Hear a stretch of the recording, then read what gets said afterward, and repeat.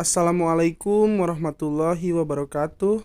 Perkenalkan, nama saya Rizky Alpama. Saya salah satu mahasiswa dari Universitas Teknologi Digital Bandung, Fakultas Manajemen dari kelas 4 dengan NPM 101-203-72. Di sini saya akan mempresentasikan materi tentang konsep perencanaan tenaga kerja.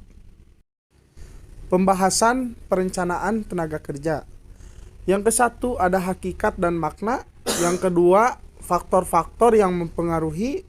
Yang ketiga, tujuan, fungsi, dan prinsip. Dan yang terakhir ada kesimpulan. Hakikat dan makna. Hakikat perencanaan sumber daya manusia. Perencanaan merupakan sebuah keinginan kuat dari suatu organisasi atau perusahaan untuk memberikan jaminan baik jangka pendek maupun jangka panjang tentang pemenuhan kebutuhan sumber daya manusia secara kualitas dan kuantitas. Sedangkan hakikat adalah sebuah penjaminan tentang sistem pemenuhan kebutuhan sumber daya manusia agar ada kepastian keberlangsungan organisasi atau perusahaan dalam berbagai situasi dan kondisi yang berbuah serba cepat. Makna PSDM.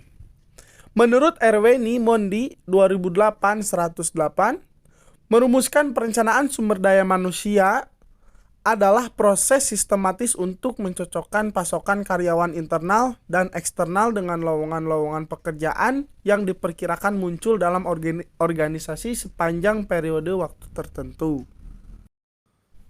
Faktor-faktor yang mempengaruhi. Yang pertama ada faktor internal.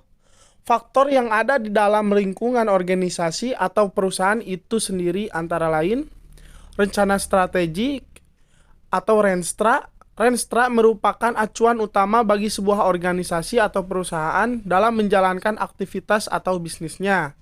Yang kedua, kebijakan baru perusahaan atau organisasi. Kebijakan baru lahir saat ada perkembangan baru yang perlu diikuti dan dipenuhi, yang sebelumnya tidak terprediksi dalam Renstra. Dan yang terakhir ada pendanaan. Selanjutnya dari faktor eksternal. Faktor eksternal adalah faktor yang ada di luar lingkungan organisasi atau antara lain kebijakan pemerintah, sosial budaya, geografis, teknologi, kebijakan luar negeri, lembaga pendidikan atau diklat, pesaing atau kompetitor, dan yang terakhir ada demografi atau dinamika kependudukan. Fungsi PSDM. Sebagai pedoman, sebagai acuan atau pedoman bagi perusahaan melalui departemen atau divisi SDM dalam manajemen kepegawaian, terutama melakukan rekrutmen dan penyediaan pegawai. Sebagai alat kontrol, sebagai sumber instrumen atau alat kontrol dalam pengendalian manajemen kepegawaian termasuk pengadaan dan penyediaan pegawai, baik kualitas maupun kuantitas. Dan yang terakhir sebagai acuan estimasi pendanaan.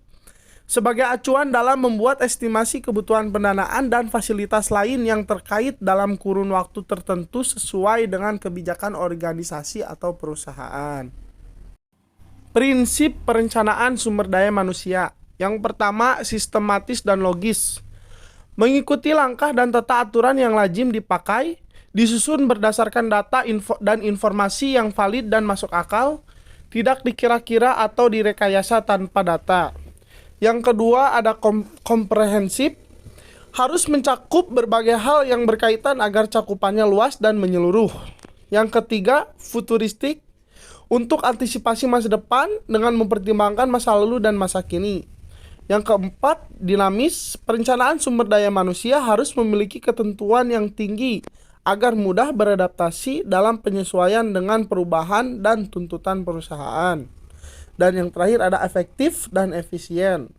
Sesuai dengan prinsip ekonomi dan perencanaan sumber daya manusia harus efektif dan efisien. Tujuan perencanaan sumber daya manusia. Secara detail, tujuan PSDM yaitu yang pertama, terprediksinya permintaan masa depan perusahaan atau organisasi terhadap kebutuhan tenaga kerja. Yang kedua, terprediksinya jenis pekerjaan yang masih tetap dibutuhkan atau pekerjaan yang akan terhapus dan tergantikan oleh teknologi atau pekerjaan baru yang akan muncul yang memerlukan jenis tenaga kerja baru.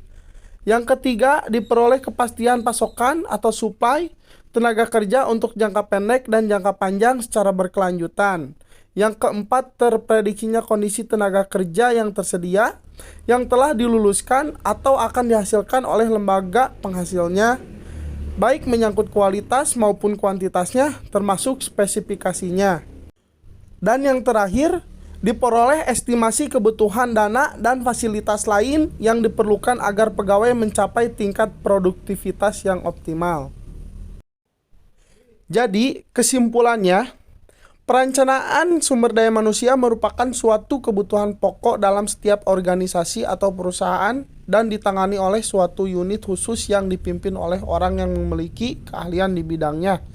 Karena sumber daya manusia merupakan faktor utama yang menentukan hidup atau matinya sebuah organisasi, baik organisasi bisnis maupun sosial.